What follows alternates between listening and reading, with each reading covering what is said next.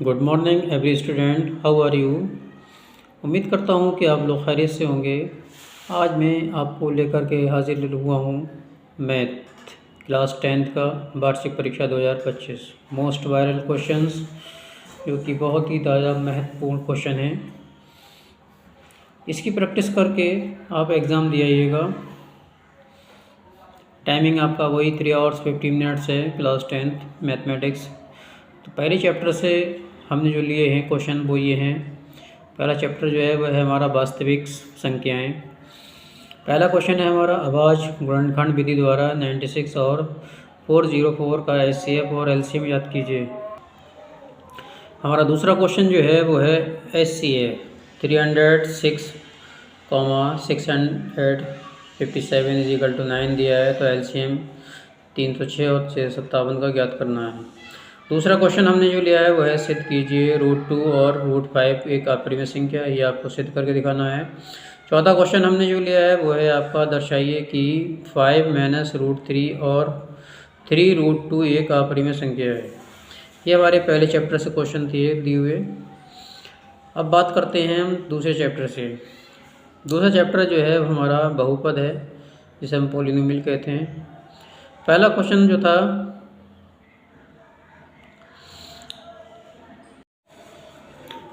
तो दूसरा क्वेश्चन हमारा है द्विघात बहुपदों के शून्यक ज्ञात कीजिए, शून्यकों और गुणांकों के बीच संबंध की सत्यता की जांच कीजिए। ये हमने पहला क्वेश्चन दिया था।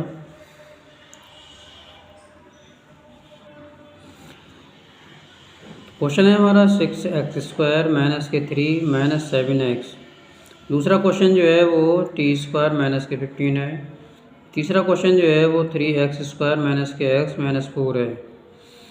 अब बात करते हैं हम अगले क्वेश्चन की। इसमें हमें द्विघात समीकरण बनाना पड़ती है। एक द्विघात बहुपद याद कीजिए जो आपका √2, 1/3 है। दूसरा क्वेश्चन जो है वो -1/4 है और 1/4 है दूसरा। अब चैप्टर नंबर 3 जो है वो दो चर वाले रैखिक समीकरण युग्म है।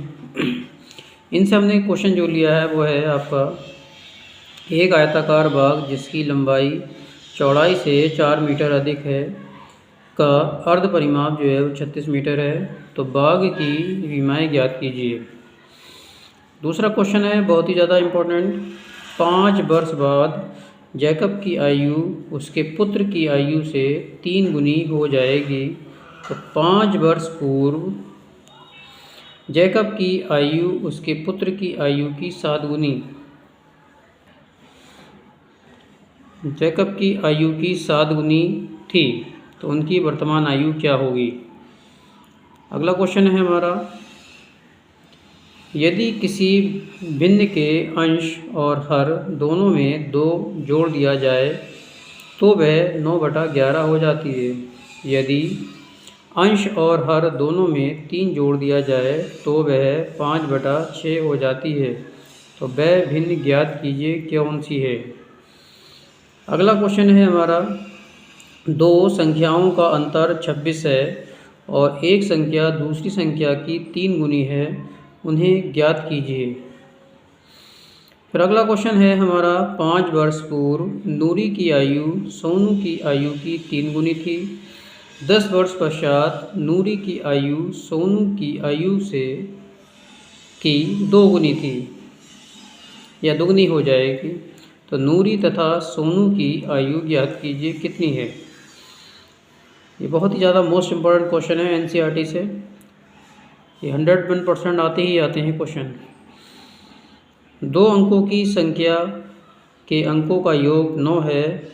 इस संख्या का 9 गुना संख्या के अंकों को पलटने से बनी संख्या का दुगना है, तो वह संख्या ज्ञात कीजिए। अगला चैप्टर है हमारा 4 द्विघात समीकरण। इससे हमने क्वेश्चन जो लिया है वो है आपका रोहन की माँ उसकी 26 वर्ष बड़ी है। रोहन की माँ उससे 26 वर्ष बड़ी है। उनकी आयु का गुणनफल अब से 3 वर्ष पश्चात 360 हो जाएगी, तो हमें रोहन की वर्तमान आयु ज्ञात करनी है।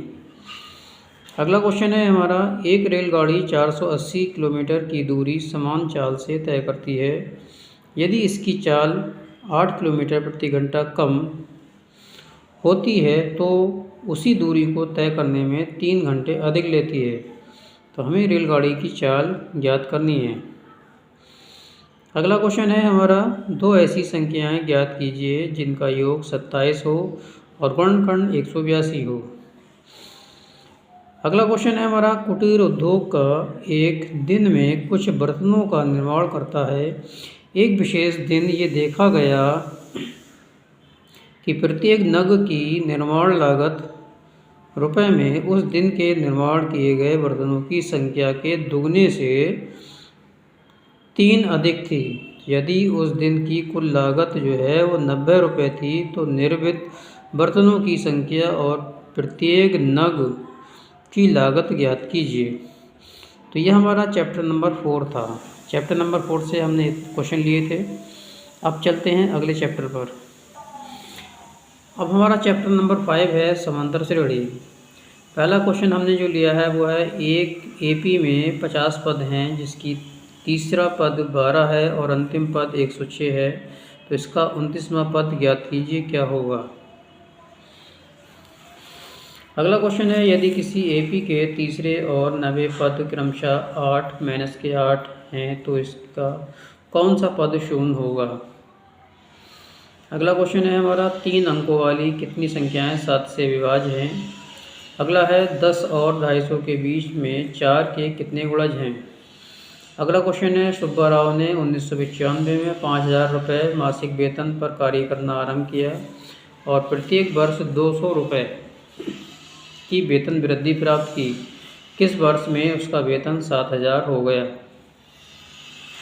अगला क्वेश्चन है, ऐसे प्रथम 40 धन पूर्णांकों का योग ज्ञात कीजिए जो 6 से विभाज्य है।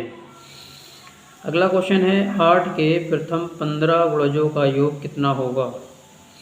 अगला क्वेश्चन है, 0 और 50 के बीच की विषम संख्याओं का योग ज्ञात कीजिए।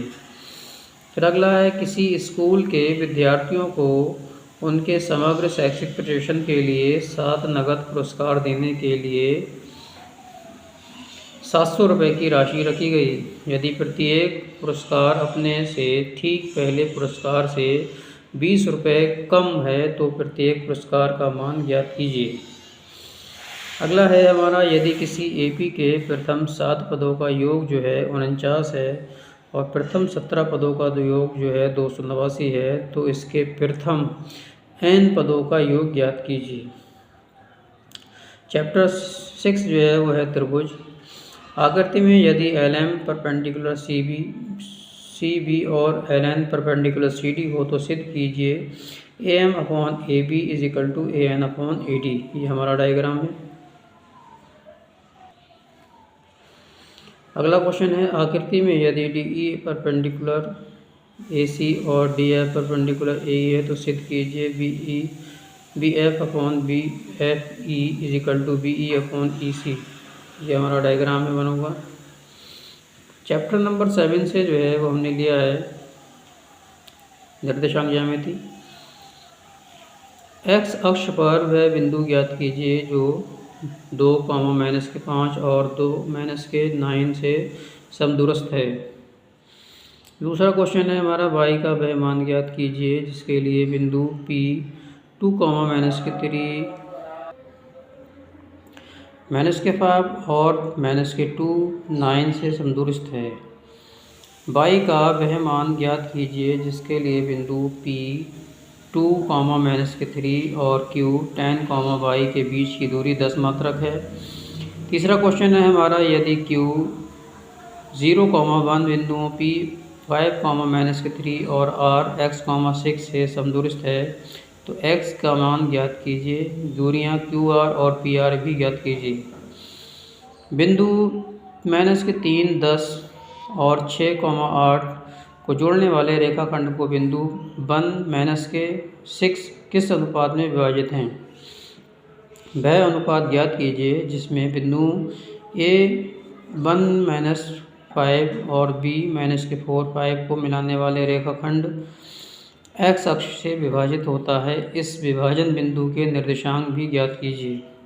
अगला क्वेश्चन है हमारा, बिंदु ए निर्देशांक ज्ञात कीजिए, जहाँ ए भी एक वृत्त का व्यास है जिसका केंद्र 2, -3 है और बिंदु बी के निर्देशांक 1, 4 हैं। अगला क्वेश्चन है हमारा, एक समचतुर्भुज का क्षेत्रफल ज्ञात कीजिए जिसकी शीर्ष इसी क्रम में यानी 3, 0, 4, 5, -1, 4 और 2, -1 हैं। तो इसका आपका क्षेत्रफल ज्ञात करना है। अब बात करते हैं हम अब चैप्टर नंबर 8। तो हमारा चैप्टर नंबर 8 जो है वो है त्रिकोणमिति का परिचय। इसमें पहला क्वेश्चन हमने जो लिया है वो है, यदि 15 cot A = 8 तो sin A और sec A का मान ज्ञात कीजिए। हमने दूसरा क्वेश्चन जो लिया है वो, यदि cot θ = 7/8 तो 1 + sin 1 - sin upon 1 + cos 1 - cos। इसका दूसरा पार्ट है cot स्क्वायर थीटा का मान ज्ञात कीजिए। हमारा तीसरा क्वेश्चन जो है वो है, यदि 3 cot A = 4 तो जांच कीजिए 1 - tan square A upon 1 + tan square A = cos square A - sin square A है या नहीं, ये आपको सिद्ध करके दिखाना है। अगर है तो दोनों साइडें इक्वल आएंगी और नहीं है तो इक्वल नहीं आएंगी। तो हमारा अगला क्वेश्चन है, त्रिभुज PQR में जिसका कोण Q समकोण है, PR + QR = 25 सेंटीमीटर और PQ जो है 5 सेंटीमीटर है, तो sin P, cos P और tan P के मान ज्ञात कीजिए कितने हैं। हमारा अगला सवाल जो है वो ये है, यदि tan A + B = √3 और tan A - B = 1/√3 है, तो A और B के मान ज्ञात कीजिए। प्रूफ डेट, ये बहुत इंपॉर्टेंट क्वेश्चन है, इनमें से हर साल आते ही आते हैं, यानी आपको सिद्ध करके दिखाना है। तो पहला क्वेश्चन है हमारा, cos A upon 1 + sin A plus 1 + sin A upon cos A = 2 sec A। दूसरा क्वेश्चन है हमारा, 1 + sec A बटे sec A = sin square A upon 1 - cos A। तीसरा क्वेश्चन है हमारा, cos A - sin A + 1 upon cos A + sin A - 1 जो है वो cos sec A + cot A के बराबर है। ये आपको सिद्ध करके दिखाना है। ये सर्वसम्मिका द्वारा जो है सिद्ध करे जाएंगे। अगला क्वेश्चन है हमारा, √1 + sin A upon 1 - sin A = sec A + tan A। हमारा अगला क्वेश्चन है, sin θ - 2 sin cube theta upon 2 cos cube theta - cos theta = tan A।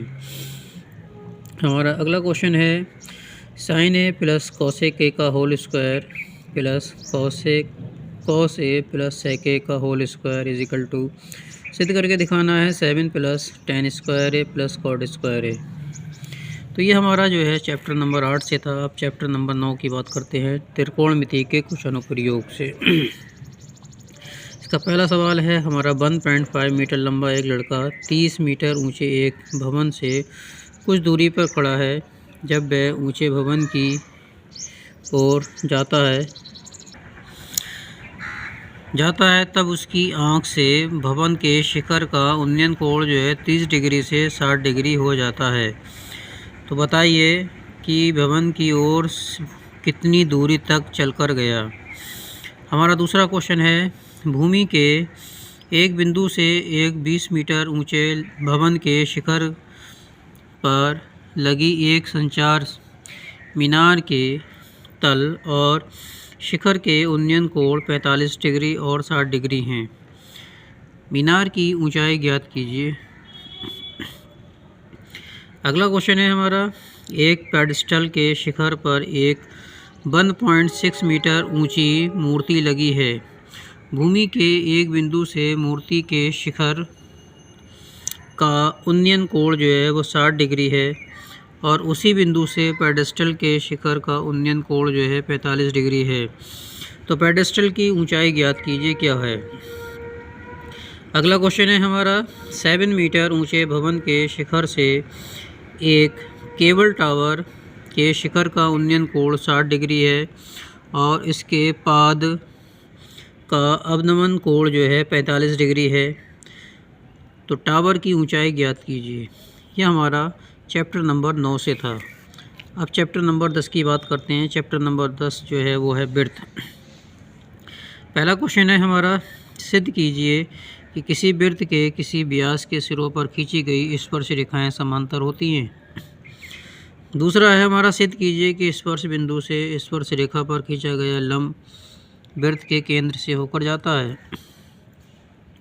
अगला क्वेश्चन है हमारा, सिद्ध कीजिए कि किसी बिर्थ के परिगत समांतर चतुर्भुज समचतुर्भुज होते हैं।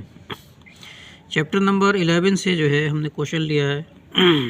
चैप्टर नंबर 11 जो है वो हमारा है वृत्तों से संबंधित क्षेत्रफल। तो पहला क्वेश्चन है हमारा, एक वृत्त के चतुर्थांश का क्षेत्रफल ज्ञात कीजिए जिसकी परिधि जो है 22 सेंटीमीटर है। दूसरा है त्रिज्या 21 सेंटीमीटर वाले वृत्त का एक चाप केंद्र पर 60 डिग्री का कोण आंतरिक करता है। तो ज्ञात कीजिए नंबर 1 चाप की लंबाई, नंबर 2 चाप द्वारा बनाए गए त्रिखंड का क्षेत्रफल, संगत जीवा द्वारा बनाए गए वृत्त का क्षेत्रफल। अगला है हमारा, त्रिज्या 12 सेंटीमीटर वाले एक वृत्त की कोई जीवा केंद्र पर 120 डिग्री का कोण आंतरिक करती है। संगत वृत्तखंड का क्षेत्रफल ज्ञात कीजिए, जबकि पाई का मान जो है 3.14 और √3 की वैल्यू जो है 1.73 का प्रयोग कीजिए। अब चैप्टर नंबर 12 पर चलते हैं। आई होप आपको समझ में आ चुका होगा।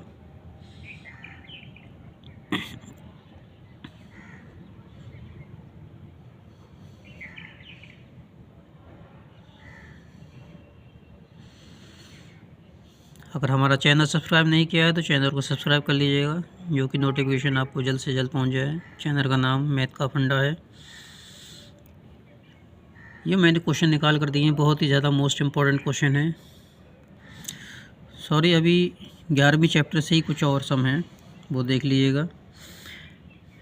अगला सवाल है हमारा, एक छतरी में 8 ताने हैं जो बराबर दूरी पर लगे हुए हैं।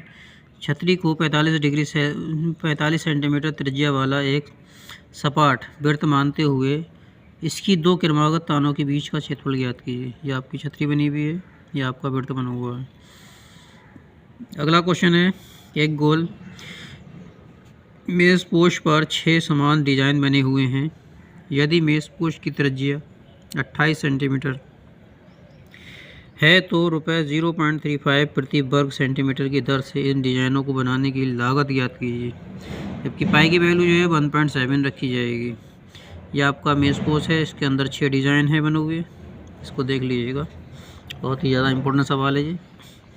अब करते हैं बात चैप्टर नंबर 12 की, पृष्ठीय क्षेत्रफल और उसका आयतन। एक खिलौना त्रिज्या 3.5 सेंटीमीटर वाले एक शंकु के आकार का है जो उसी त्रिज्या वाले एक अर्धगोले पर अध्यारोपित है। अध्यारोपित का मतलब जड़ा हुआ है। इस खिलौने की संपूर्ण ऊंचाई जो है वो 15.5 सेंटीमीटर है। इस खिलौने का संपूर्ण पृष्ठीय क्षेत्रफल ज्ञात कीजिए, क्या होगा। अगला क्वेश्चन है हमारा, दवा का एक कैप्सूल एक बेलन के आकार का है जिसके दोनों सिरों पर एक अर्धगोला लगा हुआ है। पूरे कैप्सूल की लंबाई 14 mm है और उसका व्यास जो है 5 mm है।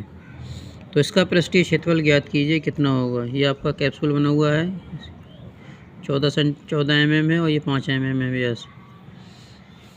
बहुत ही इम्पोर्टेंट है। अगला है हमारा, ऊंचाई 2.4 सेंटीमीटर वाले और व्यास 1.4 सेंटीमीटर वाले एक ठोस बेलन में से इसी ऊंचाई और उसी व्यास वाला एक शंक्वाकार खोल काट दिया जाता है। शेष बचे हुए ठोस का निकटतम वर्ग सेंटीमीटर तक पृष्ठीय क्षेत्रफल ज्ञात कीजिए कितना होगा। अगली बात करते हैं हम। एक गुलाब जामुन में उसके आयतन की लगभग 30% चीनी की चाशनी होती है।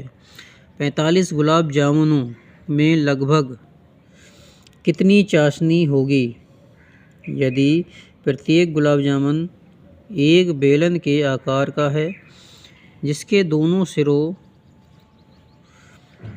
अर्धगोलाकार हैं और इसकी लंबाई 5 सेंटीमीटर है और व्यास 2.8 सेंटीमीटर है। अगला क्वेश्चन है हमारा। एक बर्तन एक उल्टे शंकु के आकार का है। इसकी ऊंचाई जो है वो 8 सेंटीमीटर है और इसके ऊपरी सिरे जो कि खुला हुआ है की त्रिज्या जो है वो 5 सेंटीमीटर है। ये ऊपरी तक पानी से भरा हुआ है। जब इस बर्तन से शीशे की कुछ गोलियां जिनमें प्रत्येक 0.5 सेंटीमीटर त्रिज्या वाले एक गोला है डाली जाती हैं तो इसमें से भरे हुए पानी का 1/4 भाग बाहर निकल जाता है। बर्तन में डाली गई शीशे की गोलियों की संख्या कितनी है। अगला क्वेश्चन है हमारा। ऊंचाई 220 सेंटीमीटर वाले और आधार व्यास 24 सेंटीमीटर वाले एक बेलन जिस पर ऊंचाई 60 सेंटीमीटर और त्रिज्या 8 सेंटीमीटर वाला एक अन्य बेलन आरोपित है से लोहे का एक स्तंभ बना हुआ है। इस स्तंभ का द्रव्यमान ज्ञात कीजिए जबकि दिया गया है कि 1 सेंटीमीटर क्यूब लोहे का द्रव्यमान लगभग 8 ग्राम होता है। पाई की वैल्यू 3.14 लीजिएगा। अब बात करते हैं हम चैप्टर नंबर 13 की यानी सांख्यिकी स्टैटिस्टिक्स कहते हैं। ये हमने क्वेश्चन लिया है 45 से 55, 55 से 65, 65 से 75, 75 से 85, 85 से 95, 3, 10, 11, 8, 3। इसका कह रहा है माध्य साक्षरता ज्ञात करिए यानी आपको समांतर माध्य ज्ञात करना है इसका। दूसरा क्वेश्चन है हमारा जीवन काल जो है घंटों में है 0 से 20, 20 से 40, 40 से 60, 60 से 80, 80 से 100, 100 से 120। बारंबारता जो है वो हमारी 10, 35, 52, 61, 38 और 29 है। उपकरणों का बहुलक जीवन काल ज्ञात कीजिए यानी बहुलक ज्ञात करना है इसका। अगला क्वेश्चन है हमारा भार है 40 से 45, 45 से 50, 50 से 55, 55 से 60, 60 से 65, 65 से 70, 70 से 75। विद्यार्थियों की संख्या जो है वो 2 है, 3 है, 8 है, 6 है, 6 है, 3 है, 5 है। कह रहा है विद्यार्थियों का माध्य ज्ञात कीजिए यानी कि आपको माध्य का ज्ञात करना है। Chapter number 14 प्रयाक्ता। एक थैले में 3 लाल और 5 काली गेंदें हैं। इस थैले में से एक गेंद यादृच्छिकता निकाली जाती है। इसकी प्रयाक्ता क्या है यदि गेंद जो है लाल हो और दूसरा जो है लाल नहीं हो। हमारा अगला क्वेश्चन है एक पासे को एक बार फेंका जाता है। निम्नलिखित का प्राप्त करने की प्रयाक्ता ज्ञात कीजिए। नंबर 1 वह आवाज़ संख्या है। नंबर 2 2 और 6 के बीच स्थित कोई संख्या है या एक विषम संख्या है। हमारा अगला क्वेश्चन है एक पिग्गी बैंक में 50 पैसे के 100 सिक्के, 1 रुपये के 50 सिक्के और 2 रुपये के 20 सिक्के और 5 रुपये के 10 सिक्के हैं। यदि पिग्गी बैंक को हिलाकर उल्टा करने पर कोई एक सिक्का गिरने के परिणाम सांप्रदायिक हैं तो इसकी क्या प्रयाक्ता है कि वह गिरा हुआ सिक्का 50 पैसे का होगा या दूसरा क्वेश्चन है 5 रुपये का नहीं होगा। तो आई होप यही क्वेश्चन मैंने आपको चैप्टर से लेकर 14 चैप्टर तक मैंने क्वेश्चन निकाल कर आपको दिए जो कि बहुत ही ज़्यादा महत्वपूर्ण बहुत ज़्यादा मोस्ट इम्पॉर्टेंट क्वेश्चन है। इन क्वेश्चनों की आपको प्रैक्टिस कर लेना है और प्रैक्टिस करने के बाद आपको यूपी बोर्ड 2025 का पेपर दे कर के आना है। उम्मीद करता हूँ कि ये सारे क्वेश्चन आपको मिल जाएंगे। इन्हीं में से आपको क्वेश्चनों को मिलेगा। तो हमारा चैनल अगर सब्सक्राइब नहीं किया है तो चैनल को हमारा सब्सक्राइब कर लीजिएगा। चैनल का नाम मैथ का फंडा। चैनल पर बने रहने के लिए आपका बहुत शुक्रिया, धन्यवाद, मेहरबानी। चैनल को सब्सक्राइब करके और बेल आइकन को दबा दीजिएगा जो कि नोटिफिकेशन आपको पहुंच जाए। चैनल का नाम मैथ का फंडा।